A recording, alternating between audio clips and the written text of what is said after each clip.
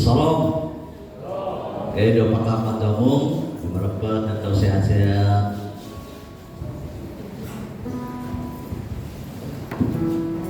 Oke, kita terus masuk dalam penyembahan kita.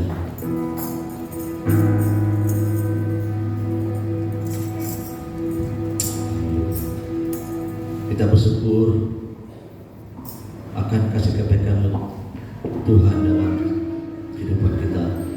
Hingga pagi hari ini kita dapat berkumpul, kita bersama-sama untuk memuji menyembah Tuhan. Haleluya. Mari kita berdiri, kita datang pada Tuhan, kita menyembah, kita menaikkan ucap syukur kita pada Tuhan. Sebab Dia baik, kasih-Nya yang tanpa kesudahan dalam kehidupan kita selama ini.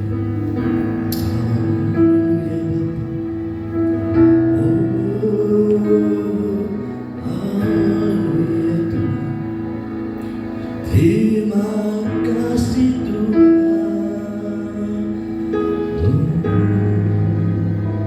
Ya Bapa, bersyukur atas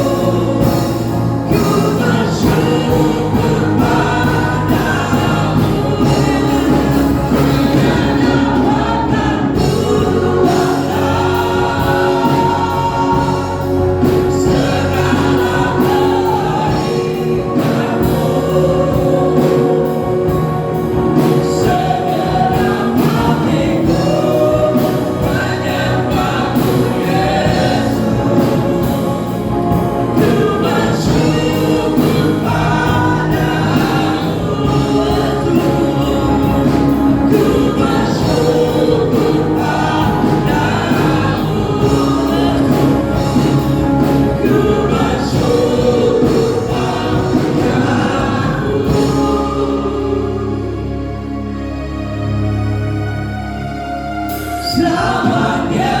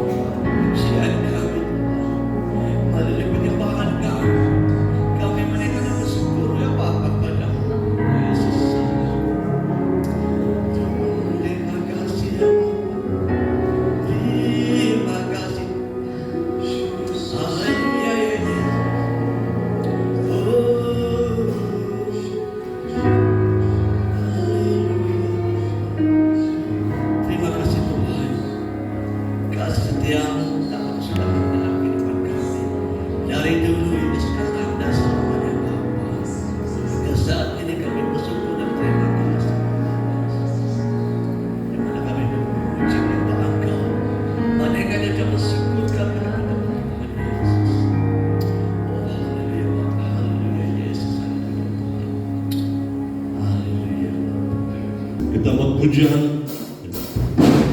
Kita yang bertugas menjaga kantor baliknya dan Tuhan pada kalian.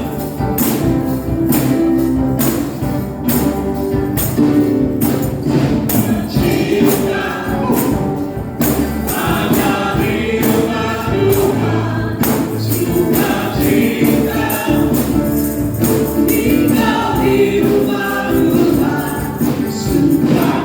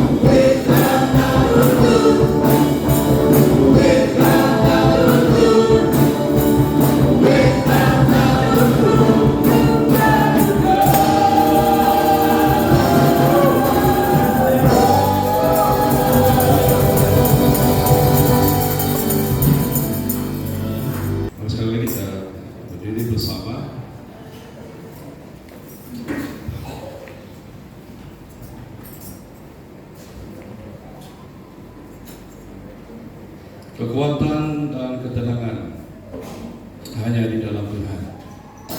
Di saat kita tersungkur di kakinya,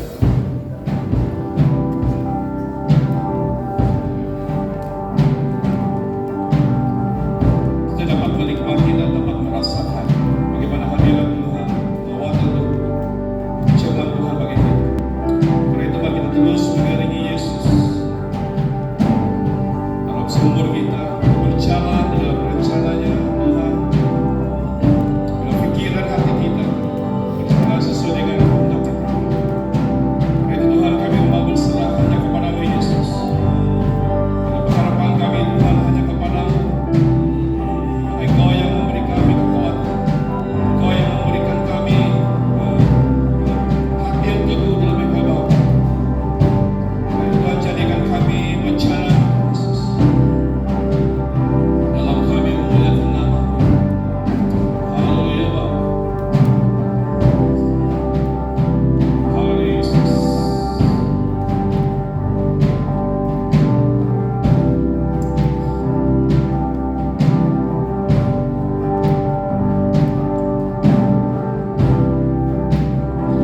Kekuatan jiwaku, ketenangan batinku, hanya dalam hadirat-Mu ku menyembah-Mu.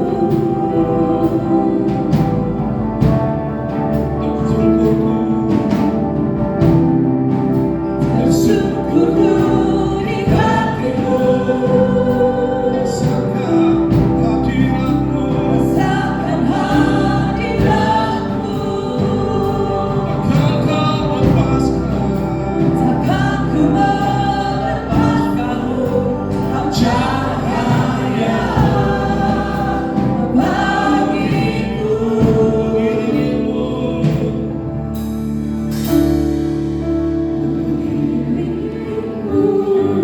seumur hidupku, masuk dalam rencana-Mu Bapa. Pikiranku, kehendak-Mu, ku serahkan padamu. Harapanku hanya di dalam-Mu, ku kan teguh bersama-Mu Tuhan. Jadikan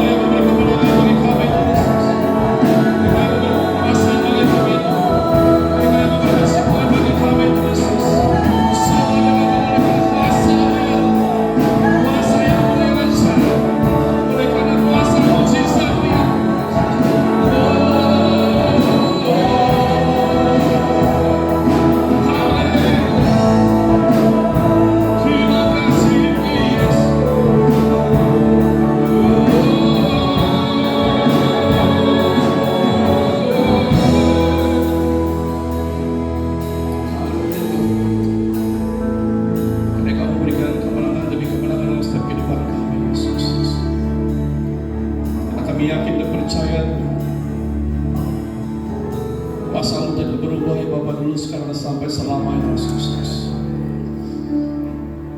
Bukan hanya kesembuhan dari segi tubuh jasmani kami ya Tuhan, tetapi kesembuhan dalam kehidupan rohani kami dalam hidup Tuhan Yesus.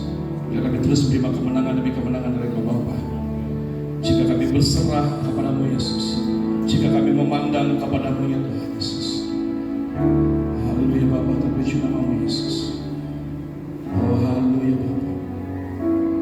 Thank you Lord, thank you Lord, thank you Lord Jesus. Mari kita bersama menyinari bagaimana bahagia Tuhan.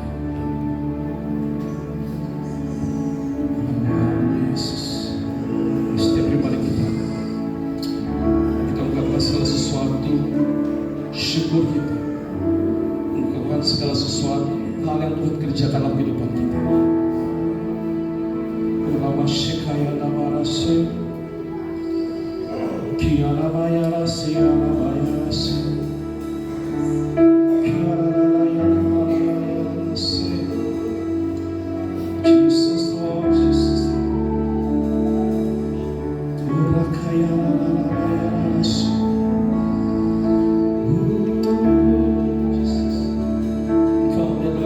Lubuk hati kami Yesus.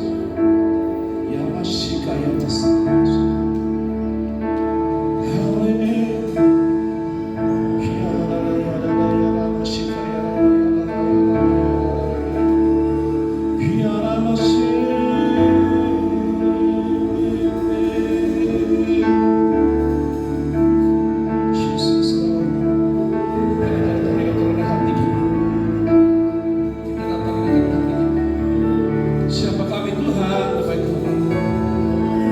Siapa kami Tuhan yang menyembuhkan diri kami dengan Engkau itu Yesus. Siapa kami Tuhan jika kami mengandalkan hidup kami. Rakaya nama sikaya nana. Rasi baba malakara nase. Oh Lord Jesus. Hallelujah.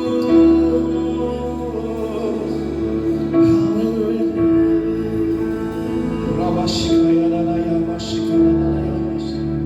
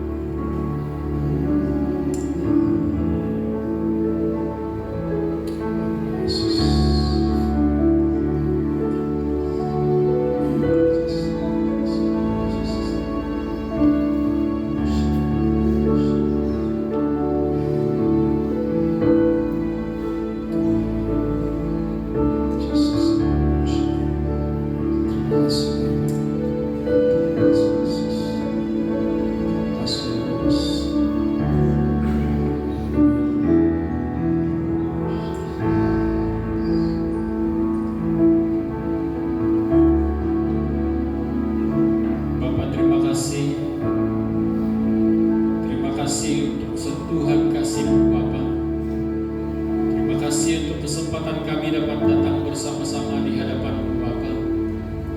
Kami tahu Tuhan bahwa ini bukan rencana untuk setakat hari ini, tapi ini telah Engkau rencanakan lama sebelum ini ya Bapa. Engkau telah membawa kami ke dalam rencana-Mu dalam kehidupan kami, berjalan dalam rencana-Mu sepanjang hidup kami sampai pada hari ini dan sampai selama-lamanya. Itu sebabnya Tuhan kami bersyukur dan terus bersyukur. Kami bersyukur karena kasih kemurahan Tuhan itu berlaku dalam kehidupan kami sebelum kami lahir sampai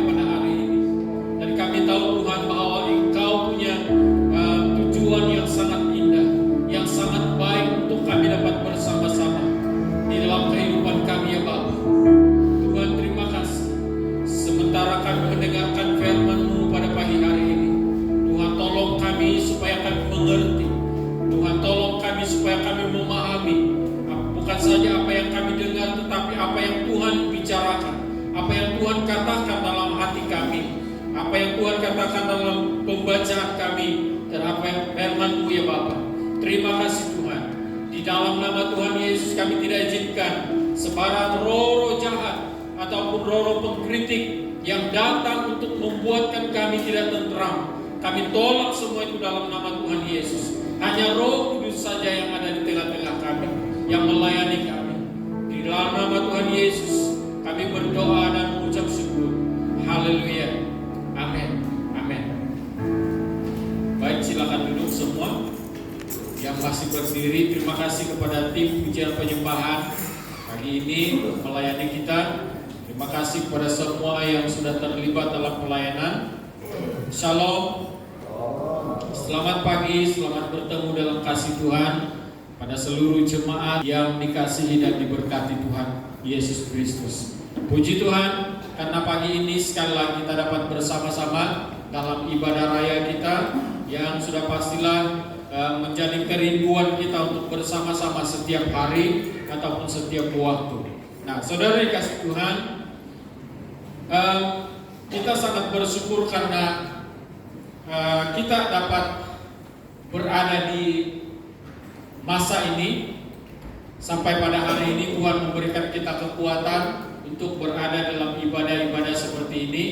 Seperti mana kita telah dinyatakan sebentar tadi dalam doa syafaat, bahwa kita bersyukur karena kita berada di suatu tempat yang masih membebaskan untuk beribadah, masih membebaskan untuk beragama, masih membebaskan kita untuk membaca ataupun membawa firman Tuhan, menyatakan firman Tuhan kepada setiap orang. Dan itu salah satu daripada apa yang kita mengucap syukur. Dan yang seterusnya kita mengucap syukur tentunya setiap hari karena saya diperingatkan dengan bagaimana Tuhan telah menelur kita dalam rahim ibu kita.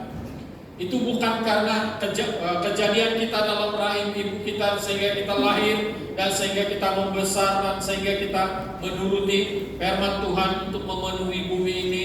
Itu bukan karena kita itu terhasil daripada keinginan seorang lelaki dan perempuan, tetapi kita terhasil ataupun kita berada di tempat ini pada hari ini, dalam kehidupan kita pada hari ini, itu karena rencana agung Tuhan, rencana indah Tuhan.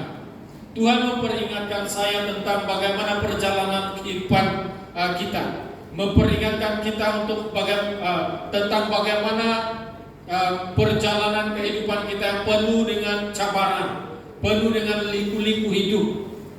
Itu semua proses Tuhan untuk membawa membawa kita menemukan kebenaran-kebenaran dalam firman Tuhan yang telah kita dengar dan akan kita dengar. Nah, saudara dikasih Tuhan, saya juga diperingatkan tentang diri saya sendiri bahwa Tuhan mau supaya saya bersyukur kepada Tuhan, karena selama saya hidup beberapa kali terlibat dalam kemalangan dan sebagainya, saya tidak pernah patah tulang. Jadi saya sangat bersyukur karena kasih kemurahan Tuhan luar biasa bagi saya. Dan kita semua, mungkin ada di antara kita juga yang pernah patah tulang dan sebagainya, tapi tidaklah melibatkan yang teruk-teruk. Mungkin ada juga yang teruk, tapi tetap bersyukur kepada Tuhan karena hari ini, sampai hari ini kita masih tetap hidup. Dan itu semua ada rancangan Tuhan yang luar biasa buat kita.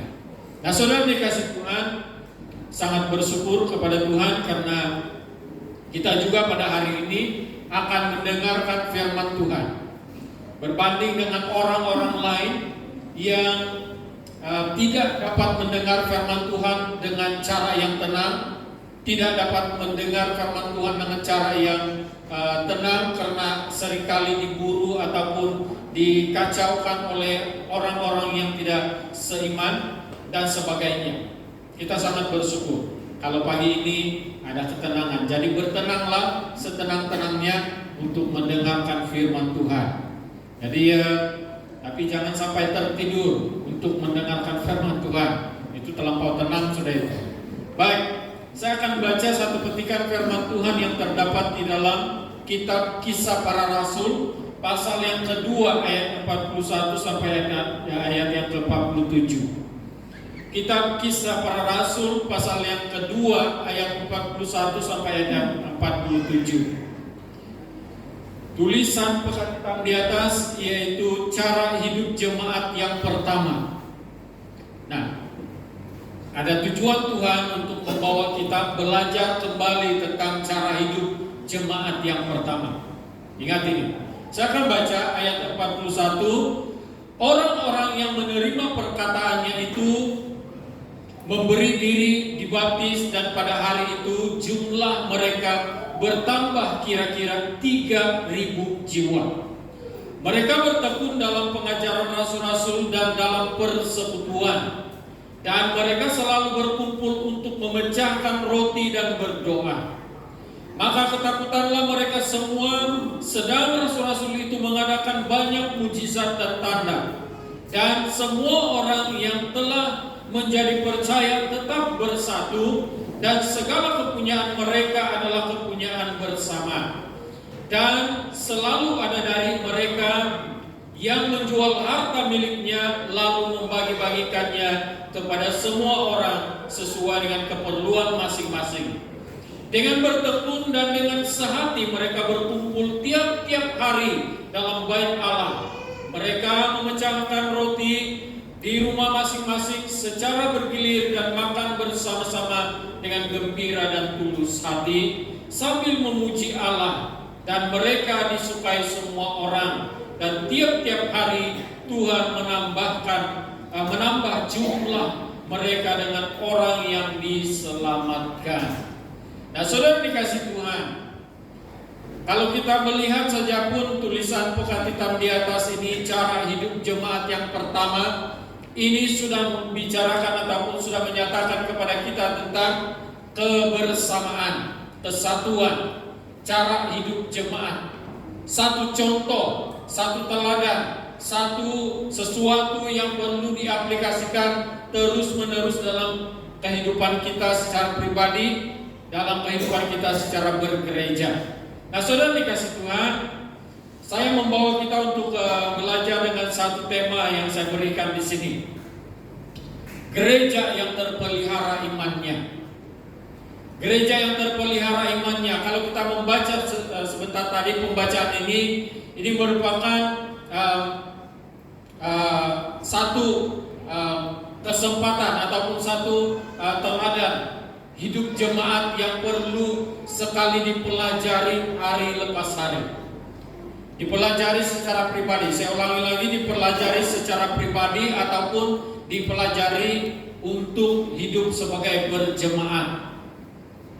Kalau dikatakan hidup sebagai berjemaat itu bukan seorang, tetapi semua orang, semua yang hadir dalam ibadah, ataupun semua yang berada di dalam keanggotaan gereja itu sendiri.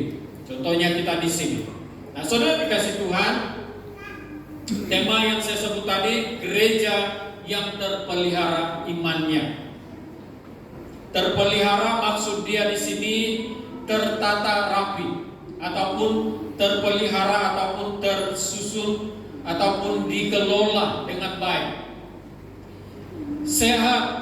Ini terpelihara ini juga berbicara tentang perkataan ataupun perkara tentang sehat secara rohani. Sehat secara rohani. Tidak seperti bunga plastik yang ada di depan kita ini. Kita lihat di dalam ini bunga-bunga yang ada di depan kita ini cantik. Kelihatannya sehat tetapi dia tidak hidup. Kita tidak mau seperti itu. Gereja yang terpelihara imannya adalah gereja yang sehat dan hidup. Dia sehat secara rohani dan hidup secara rohani juga. Dan gereja yang terpelihara ataupun maksud terpelihara di sini ialah dapat menghasilkan buah, dapat menghasilkan buah atau bunga yang baik atau buah yang baik. Dan hal ini tidak hanya berlaku sekali-sekala, keterpeliharaan iman itu tidak berlaku sekali-sekala. Ingat ini, tidak berlaku sekali-sekala, tetapi berulang-ulang dan berulang-ulang berlanjutan. Nah, saudara dikasih Tuhan, seperti juga ataupun sama seperti apa yang dikerjakan oleh Roh Kudus dalam kehidupan kita itu, yang dikerjakan Roh Kudus dalam kehidupan kita itu tidak hanya satu kali untuk selama-lamanya, tetapi dia berulang-ulang, bahkan senantiasa ada peningkatan demi peningkatan secara tertib dan dapat dimengerti. Karena dia adalah guru agung, apa yang dikerjakan oleh Roh Kudus itu dapat dimengerti dengan baik. Karena fungsi Roh Kudus itu adalah mengajar kita, memberi pencerahan, memberi tunjuk ajar supaya kita mengerti. Karena tanpa Roh Kudus kita tidak akan mengerti firman Tuhan. Jadi saudara, kita harus menyadari bahwa gereja itu harus terpelihara imannya sampai selama-lamanya, berlanjutan sesuai dengan pemeliharaan Tuhan sendiri sampai kedatangan Tuhan yang kedua kali. Nah, dan gereja yang terpelihara imannya ini ialah gereja yang mempunyai kesadaran yang tinggi bahwa dia memerlukan Tuhan. Kalau gereja itu tidak menyadari bahwa dia memerlukan Tuhan, itu berarti dia menggunakan kekuatannya sendiri sehingga segala sesuatu yang dia lakukan nampaknya berhasil, seperti mana yang telah kita dengar dalam doa syafaat tadi, nampaknya berhasil, tetapi sebenarnya itulah satu kegagalan yang begitu luar biasa. Karena kenapa saya katakan kegagalan? Karena dia gagal menyadari bahwa dia memerlukan Tuhan. Nah, kita lihat keadaan gereja mula-mula ini, apa yang mereka lakukan? Apa yang mereka lakukan dalam gereja yang mula-mula ini dari ayat yang ke-41 sampai ayat yang ke-47.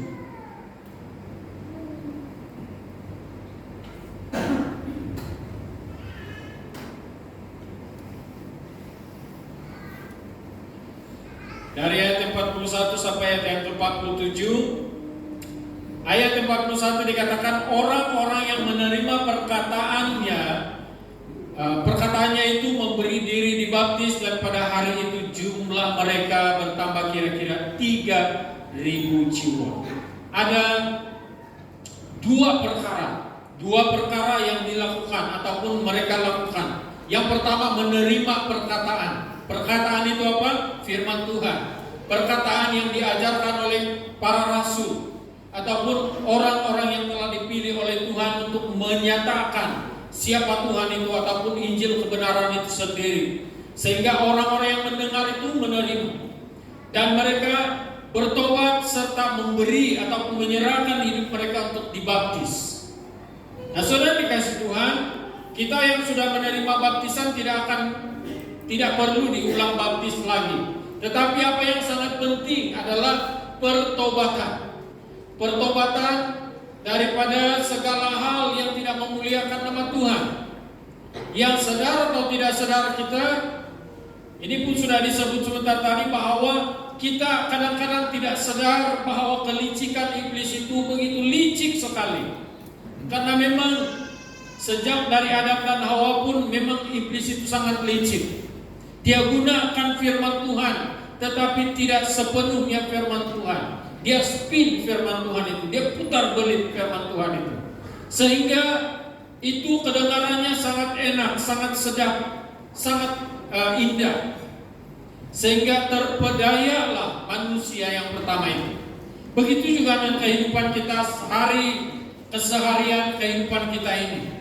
Kita kadang-kadang tidak sadar kelicikan iblis itu begitu luar biasa, sehingga kita ingat itulah kehendak Tuhan, kita ingat itulah suara Tuhan, kita ingat itulah yang Tuhan mau untuk kita lakukan.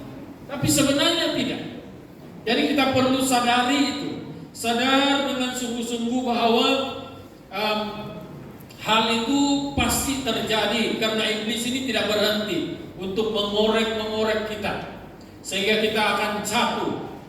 Tapi orang yang menyadari ini, dia akan terus bertobat ataupun menghentikan penghasilan dosa dalam kehidupan dia. Yang kedua, kita dapat lihat di sini ayat yang ke-42, bertekun dalam pengajaran rasul-rasul ini, bertekun dalam persekutuan, dan mereka selalu berkumpul, memecahkan roti dan berdoa.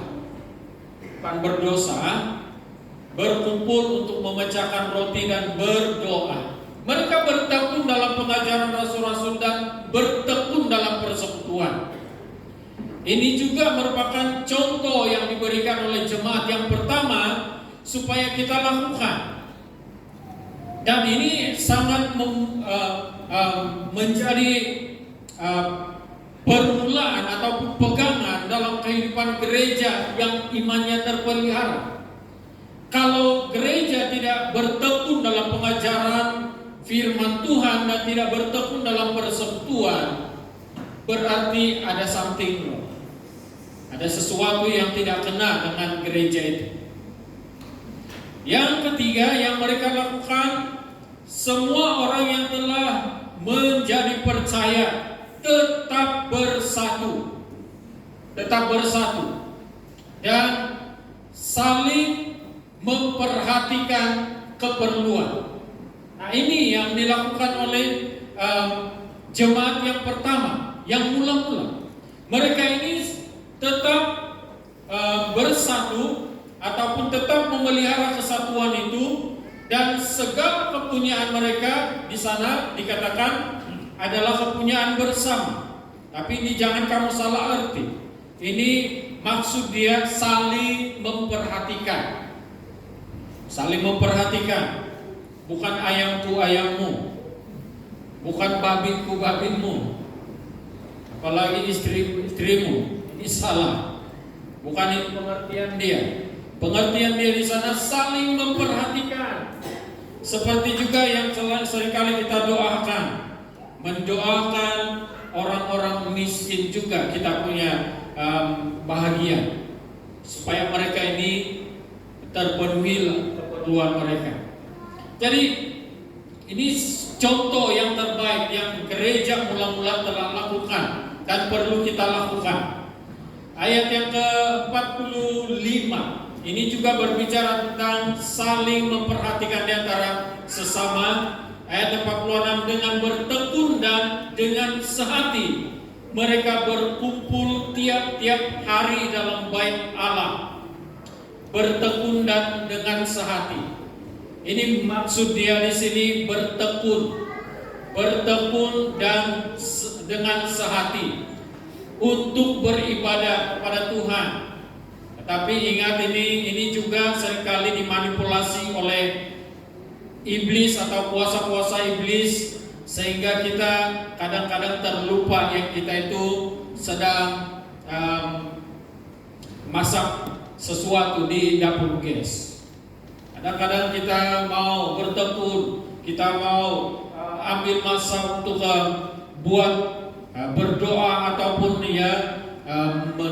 mendengar firman Tuhan, tapi kita lupa yang tadi pagi kita ada masak sesuatu di dapur gas. Habis las-las ada sesuatu yang terjadi. Begitu juga baru-baru ini begitulah kejadian dengan saya sebenarnya. Saya masak nasi babi, lalu ikut kebaktian persekutuan dalam itu bukan persekutuan keluarga. Siok-siok saya berdoa, tengah terhidu hangit nasi babi itu. Lalu saya berdiri dan lari begitu, dia sudah ada hitam-hitam. Jadi ini contoh yang tidak baik sebenarnya. Halo. Ini contoh yang tidak baik. Dan begitu juga dengan keadaan-keadaan tertentu. Kadang-kadang kita melupakan tugas-tugas kita yang lain. Mungkin tugas kita dalam rumah, tugas kita di dalam pekerjaan yang lain. Kita lupakan itu. Kita katakan demi Halo. Demi pelayanan, tetapi belum tentu itu merupakan kehendak Tuhan. Jadi hati-hati dengan hal ini. Ini seringkali dimanipulasi oleh kuasa-kuasa kegelapan atau iblis. Jadi jangan kita perlu hati-hati dalam hal ini. Perlu sangat hati-hati. Kita perlu sungguh-sungguh bertekun di dalam Tuhan secara pribadi ataupun di dalam kedalaman hati kita. Dan juga ditekankan di sini adalah kesehatian. Artinya satu hati, satu arah, satu tujuan. Contohnya dalam memuji menyembah Tuhan, kita berada di dalam satu haluan untuk memuji menyembah Tuhan. Hanya punya pikiran satu, hanya punya perhatian satu, yaitu memuliakan nama Tuhan saja. Dan ayat yang ke-47, sambil memuji Allah dan mereka disukai semua orang, dan tiap-tiap hari Tuhan menambahkan jumlah mereka dengan orang yang diselamatkan. Nah, perkataan yang saya pilih di sini adalah mereka disukai semua orang. Pastikan ini berlaku dalam gereja. Pastikan ini sangat berlaku dalam ibadah-ibadah ataupun gereja kita. Nah, dalam diri kita,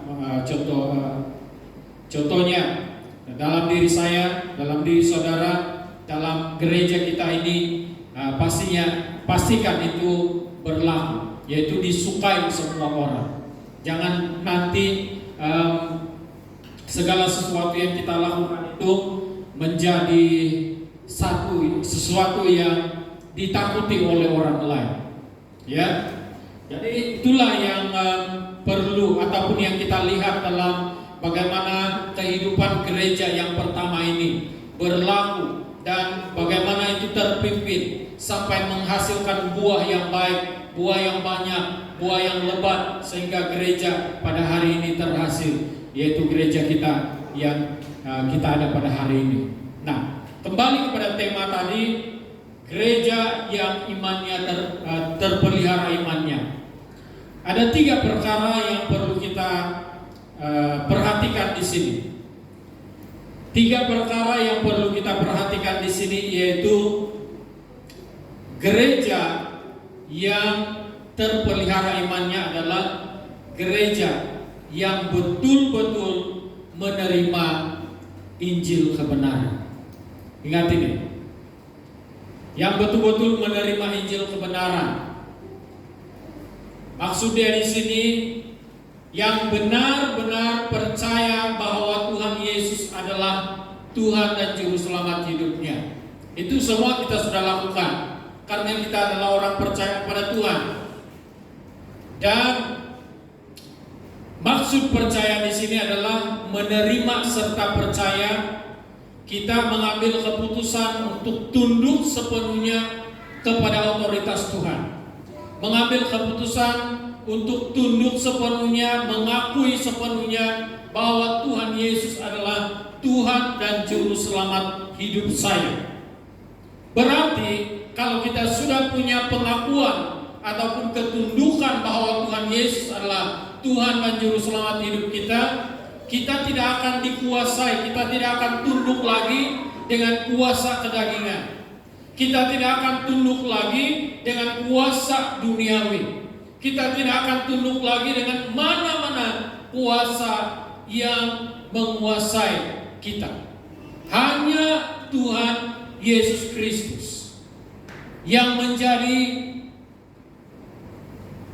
arah tuju pandangan kita, yang menjadi arah tuju pikiran kita, yang menjadi arah tuju tujuan hidup kita, hanya Dia. Nah, saudara dikasih Tuhan, ini yang saya katakan bahwa kita semua sudah menerima Injil kehidupan ataupun Injil kebenaran itu. Kita semua sudah menerima Tuhan Yesus Kristus dan percaya bahwa Dia adalah Tuhan. Tetapi kadang-kadang pikiran kita, perasaan kita, bahkan keinginan, kedagingan kita itu masih lagi dapat diseret ataupun dipesongkan oleh hal-hal dunia ini. Sehingga kepercayaan kita kepada Tuhan itu tidak 100%. sehingga iman kita, pikiran kita itu masih lagi dapat ditarik oleh kuasa-kuasa ataupun keinginan-keinginan dunia ini, oleh keinginan-keinginan daging kita. Jadi percaya kepada Tuhan Yesus itu seperti yang saya katakan tadi, berarti kita sudah mengambil keputusan untuk tunduk sepenuhnya. Hanya Dialah Tuhan kita. Dan yang kedua yang perlu kita lakukan sebagai orang yang sudah menerima Injil kebenaran adalah bertobat. Bertobat. Mungkin ada yang berkata, berapa kali saya mau bertobat? Berapa kali mau bertobat? Menurut saya itu sama seperti apa yang Tuhan Yesus katakan untuk mengampuni orang lain. 490 kali mengampuni dalam satu hari. Bertobat itu pun sebab kita ini masih hidup dalam perdagingan dan banyak sekali yang membuatkan kita jatuh dalam dosa. Maka bertobat daripada dosa itu. Berhenti, bertobat ini bermaksud berhenti melakukan dosa, berhenti memikirkan dosa, berhenti menghasilkan dosa, berhenti merencanakan dosa. Sebab merencanakan dosa saja pun itu sudah dosa. Jadi kita perlu bertobat. Merencanakan kejatuhan orang lain pun itu sudah dosa, dan itu perlu dihentikan. Jangan sekali-kali memikirkan tentang hal-hal untuk menjatuhkan ataupun menidakkan orang lain.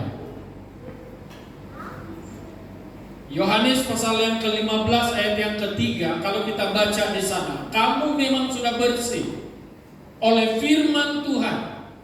Kita ini sudah dibersihkan oleh firman Tuhan.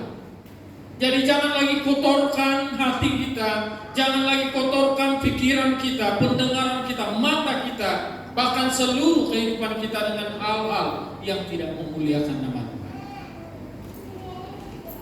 Karena itulah kita diajarkan dengan firman Tuhan. Firman Tuhan itu membersihkan kita, menyucikan kita, membersihkan kita daripada segala kotoran-kotoran pikiran, perasaan, perbuatan, bahkan sorotan mata kita pun itu dibersihkan oleh firman Tuhan. Firman Tuhan katakan, firman Tuhan itu adalah terang yang menyuluh kehidupan kita, yang bukan saja menerangi kehidupan kita, tapi membolehkan kita supaya jangan kita tersandung,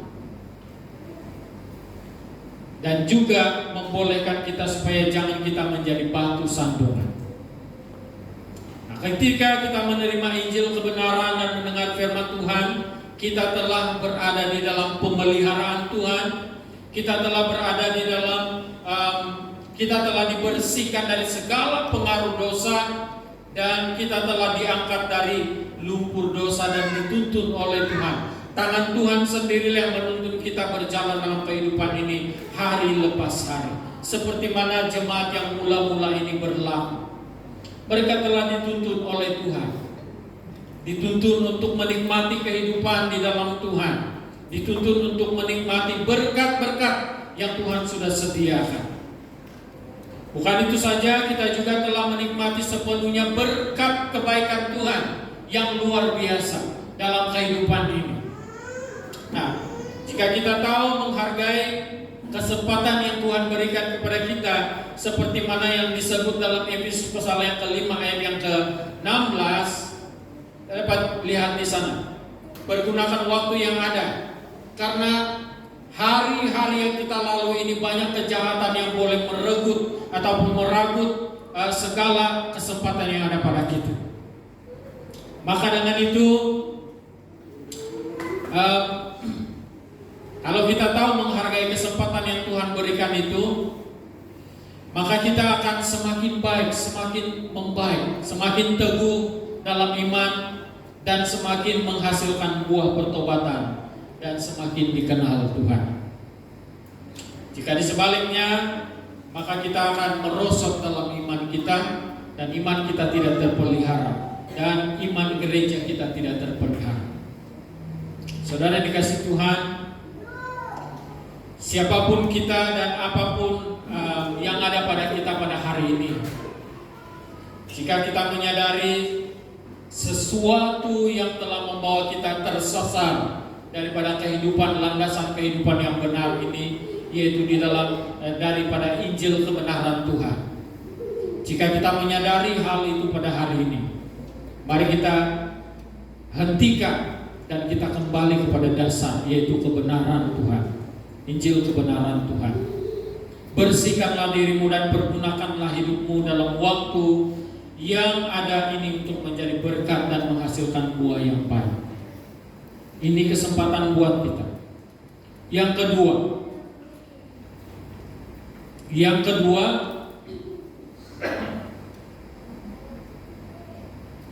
gereja yang terpelihara imannya adalah gereja yang bertekun dalam pengajaran firman Tuhan.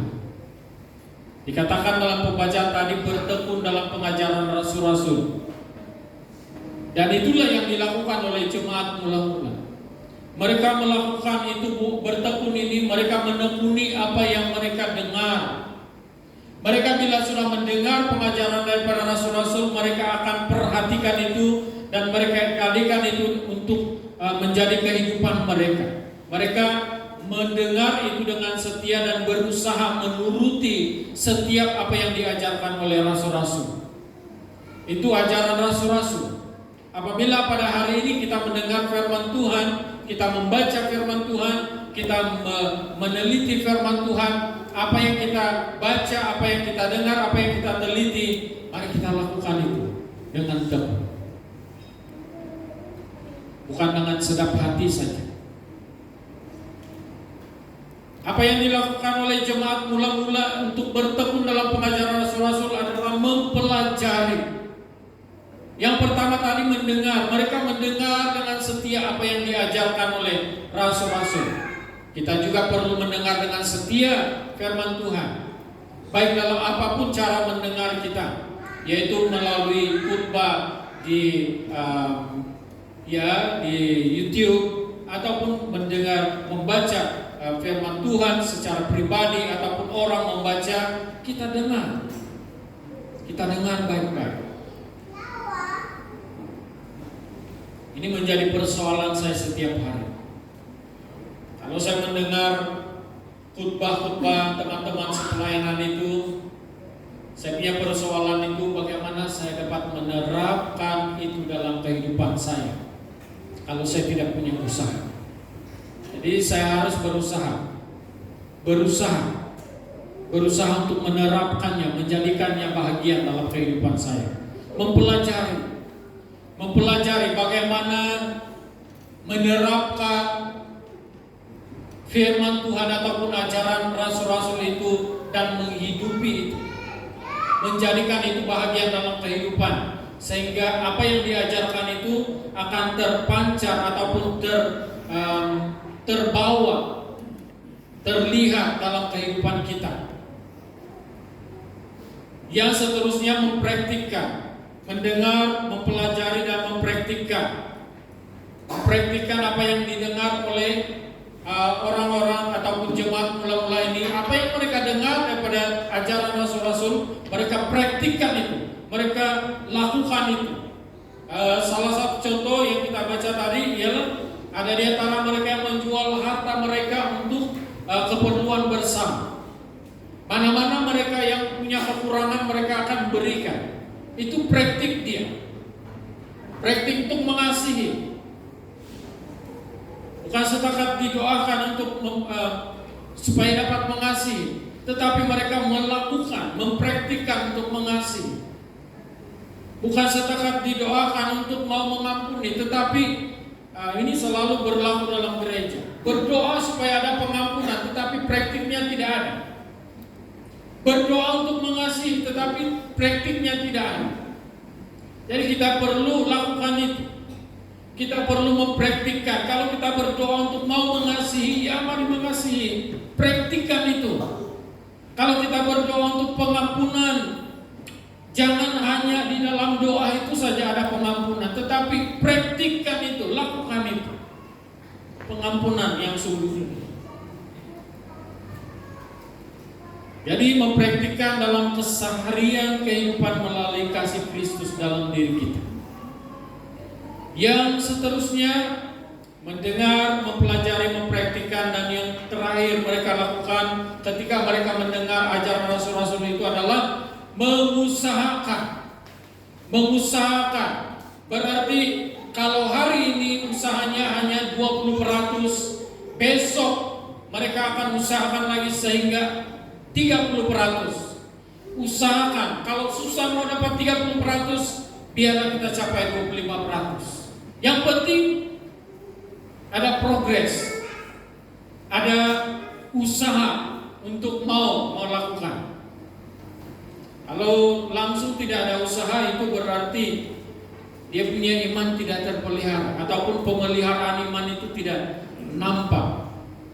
Jadi kadang-kadang kita akan menemukan kegagalan-kegagalan tertentu, tetapi ingat, kegagalan itu bukan berarti peluang sudah tertutup. Kegagalan itu sebenarnya membukakan peluang yang lebih baik, lebih besar buat kita. Nah, ini yang dilakukan, bertekun dalam pengajaran rasul. Kadang-kadang saya pun merasa bersalah kalau saya tidak dapat melakukan, bukan kadang-kadang, selalunya. Kalau saya tidak dapat melakukan apa yang saya dengar ataupun apa yang saya baca setiap hari dari firman Tuhan. Kalau saya mengkongsikan tentang pengampunan kepada orang lain, saya harus memiliki pengampunan itu sendiri, mempraktikkan pengampunan itu sendiri. Kalau saya letak status tentang pengampunan, maka saya harus praktikkan itu juga dalam diri saya, sehingga pengampunan itu betul-betul saya lakukan. Itu namanya bertekun dalam pengajaran.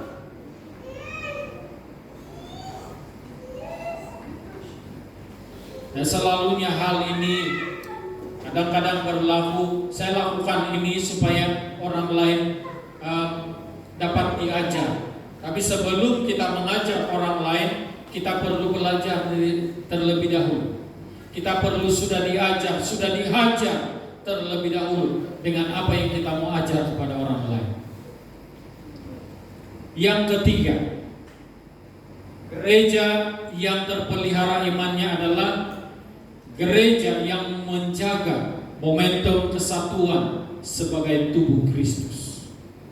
Menjaga kesatuan. Gereja yang menjaga kesatuan, momentum kesatuan sebagai tubuh Kristus. Roma 12 ayat 1 sampai ayat yang ke-8, ayat 3 sampai ayat yang ke-8 kita dapat melihat di sana. Apa yang Tuhan katakan, apa yang firman Tuhan katakan, apa yang Rasul Paulus ajarkan, nyatakan kepada jemaat di Roma. Sebagai didikan, sebagai pelajaran kepada jemaat di Roma supaya mereka itu hidup dalam kesatuan. Kesatuan ini juga bukan setakat untuk didoakan, bukan setakat bunyi doa kita, tetapi kesatuan ini adalah bentuk praktikal, bentuk secara praktikal yang dilakukan. Benar-benar ada kesatuan yang tulus. Kesatuan selalunya dapat menyatakan bahwa kesatuan ini berbunyi seperti ini sebenarnya. Kalau kita ini punya kesatuan satu dalam tubuh Kristus, selalunya kita itu akan mengatakan, saya ini tidak lebih hebat daripada dia. Saya ini tidak lebih hebat daripada dia. Apapun kedudukan kita, siapapun kita, baik kau sebagai seorang pastor, sebagai seorang penetua, sebagai seorang jemaat biasa, kita akan berkata, saya ini tidak lebih daripada dia. Itu bunyi kesatuan. Tetapi kalau kita seringkali memandangkan saya ini lebih hebat daripada dia, itu berarti tidak ada kesatuan.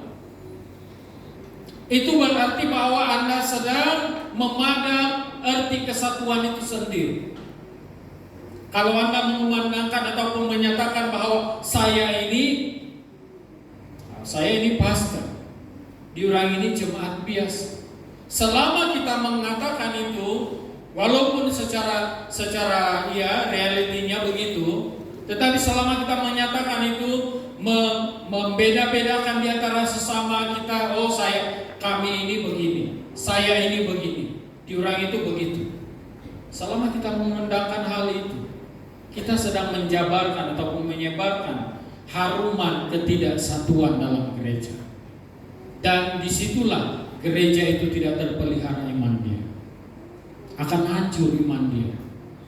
Oleh sebab itu saudara dikasih Tuhan, yang dilakukan oleh jemaat yang mula-mula mereka menjaga momentum kesatuan sebagai tubuh Kristus.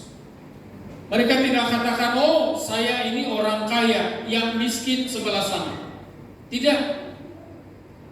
Kita membaca sendiri bahwa ada di antara mereka yang menjual harta dan membagi-bagikan sama rata. Itu adalah momentum kesatuan yang sangat terjaga. Dan di dalam gereja pun kita perlu menjaga itu. Dan sangat perlu menjaga itu sampai kedatangan Tuhan yang kedua kali. Dan itu perlu kita jaga sehingga generasi ke generasi yang kita ada pada hari ini, anak-anak yang kita ada pada hari ini, mencontohi untuk menjaga momentum itu. Mereka akan melihat, kalau dulu ibu-ibu, bapak-bapak kami sangat menjaga kesatuan, kami pun mau menjaga kesatuan sama seperti mereka, bahkan lebih daripada mereka, sesuai dengan firman Tuhan. Ini namanya kesatuan. Walaupun pada hakikatnya memang adalah kelebihan seseorang, tidak dinafikan. Ada kelebihan tertentu terhadap seorang dengan yang lain. Dan ini pasti. Karena kalau kita melihat fungsi tangan dan fungsi kaki itu tidak sama. Kalau fungsi tangan ini kita boleh pegang penukul ataupun tukul atau parang dan sebagainya untuk tukul paku. Kalau kaki boleh pegang, kaki tidak boleh, kecuali kaki monyet. Kalau kaki monyet dia pegang begini, tapi kita ini bukan monyet. Fungsi tangan tidak akan sama dengan fungsi kaki, dan fungsi kaki tidak akan sama dengan fungsi tangan. Kalau tangan boleh pegang tukul dan menukul begini, kaki tidak akan dapat menukul begitu. Itu nyata kelebihan. Mata tidak sama fungsinya dengan mulut, karena mata tidak akan dapat berkata-kata, tetapi mulut dapat berkata-kata. Mulut tidak akan dapat melihat, mata tidak dapat berkata-kata. Jadi tidak sama fungsi, tetapi sama-sama melengkapi. Kalau ada tangan tapi tiada kaki, salah juga. Bolehlah, tapi pakai bantuan yang lain.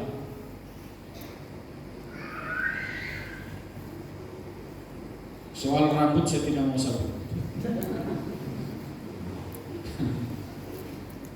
karena fungsi rambut itu ya lain sedikit.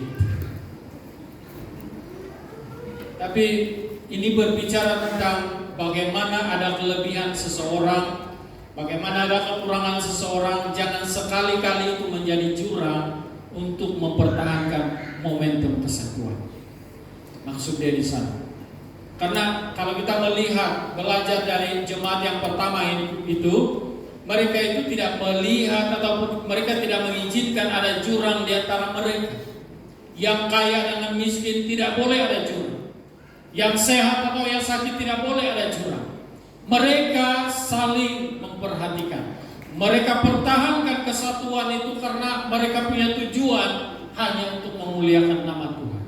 Nah, jadi kita dapat melihat bahwa walaupun ada kelebihan di antara diri kita daripada orang lain ataupun mungkin ada kekurangan juga, tapi kekurangan ini pun salah satu daripada yang kadang-kadang menjatuhkan kita di dalam dosa juga sebenarnya. Mengapa saya katakan begitu? Kadang-kadang kita ini kadang-kadang rasa merendah diri yang melampau-lampau ini juga satu tabiat manusia yang kadang-kadang boleh membuatkan persoalan kepada orang lain. Ada satu kawan yang bila ditanya tentang pendapat untuk membuat sebuah rumah, dia katakan, saya ini tidak pandai apa-apa. Saya ini kalau buat rumah saya tidak tahu apa-apa. Saya ini bukan siapa-siapa, saya sedar diri, dia bilang. Tapi bila dia buat rumah, berpuluh-puluh rumah dia boleh buat cantik lagi. Dia bilang dia tidak pandai. Itu berarti dia tidak jujur, dia tidak ikhlas, dia tidak tulus dalam hal itu. Kenapa kalau dia katakan, ya ada sedikit saya boleh tahu, boleh tolong-tolong lah, begitu. Ataupun kalau pandai ya nyatakan yang dia boleh lakukan, jangan bilang tidak pandai sama sekali. Itu juga cara merendah diri yang sangat tidak membantu sebenarnya, dan itu mengosongkan sebenarnya apa yang namanya kesatuan. Kesatuan itu kalau kita pertahankan, dapat mempertahankan kesatuan. Kalau walaupun kita merendahkan diri, merendahkan hati di antara sesama, ya mari kita lengkapkan sesama kita. Karena seperti tadi, fungsi itu tidak sama, kemampuan itu tidak sama, tetapi biarlah kita melengkapi di antara sesama. Nah, kalau kita melihat dalam pembacaan kita tadi, kita dapat melihat sorotan mata jemaat yang pertama, ataupun sorotan mata jemaat yang mula-mula ini adalah sorotan mata yang sangat peka dengan keadaan. Peka dengan keadaan. Mereka ini dapat mempertahankan ataupun menjaga momentum kesatuan sebagai tubuh Kristus, karena mereka, sorotan mata mereka itu sangat peka dengan keadaan, peka dengan situasi, keperluan-keperluan di antara sesama. Jadi kita pun kena belajar dengan hal ini. Dan itu, kepekaan mereka ini telah menghasilkan impak yang besar kepada pertumbuhan dan perkembangan gereja sampai pada hari ini. Dan itulah yang kita perlu perkembangkan terus-menerus dalam kehidupan kita. Apa saja aktiviti dalam pertemuan dalam gereja ataupun aktiviti-aktiviti gereja, kita kena support. Jangan kita wujudkan jurang. Walaupun mungkin kita tidak pandai bertukang, tetapi kita pandai bikin kopi, itu sudah cukup. Karena itu sudah melengkapi keperluan kami yang pandai bertukang. Kalau Anda tidak pandai bikin kopi tapi pandai bikin kue hangus pun boleh, tidak apa-apa. Tapi jangan kerja hangus. Itu kan saling melengkapi. Nah, saudara yang dikasih Tuhan, kita sangat bersyukur karena pada hari ini kita diperdengarkan dengan situasi ataupun dengan firman Tuhan yang seperti ini.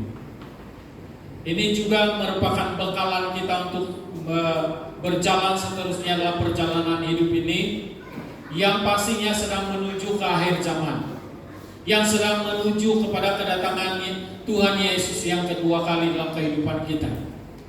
Dan kalau kita tidak memperhatikan cara hidup jemaat ini, dan kita tidak mempraktikkan cara ini dalam gereja, dalam masyarakat kita,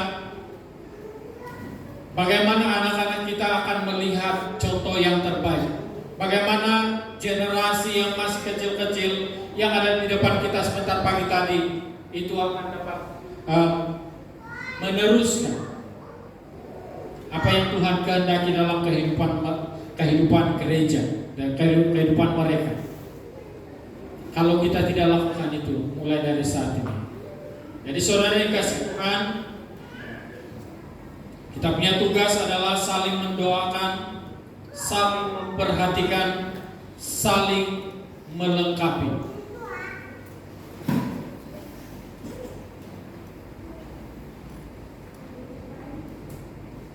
Saya katakan begini,